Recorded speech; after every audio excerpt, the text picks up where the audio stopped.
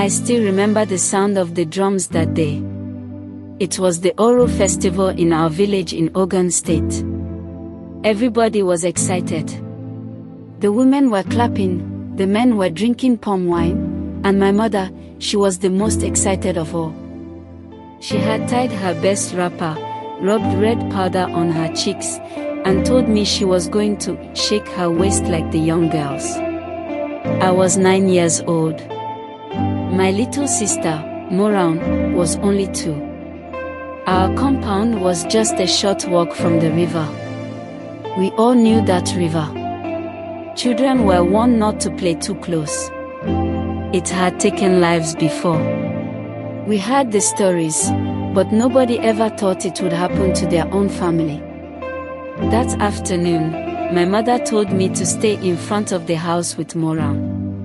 She gave me one piece of kulikuli and said she'd be back before the sun went down. She didn't ask me if I was tired, or hungry, or if I even knew how to care for a toddler.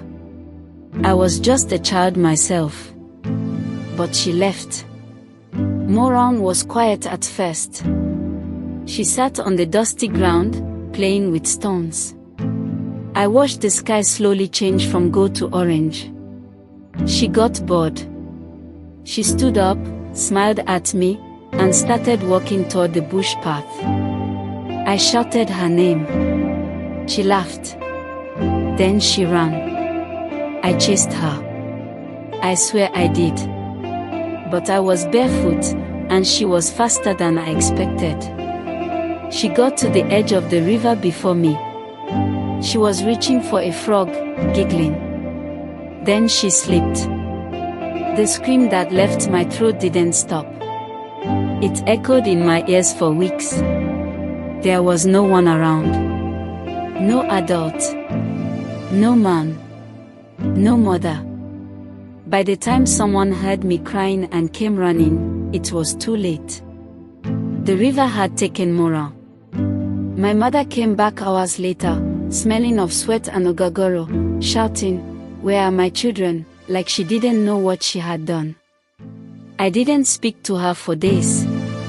Even now, I can barely look at her. She tells people it was God's will. That's a lie. It was her choice. She chose music over her baby. And now I live with the memory of a little body underwater. I see it every time I close my eyes. Some nights I wake up screaming. But my mother sleeps soundly. Like nothing ever happened.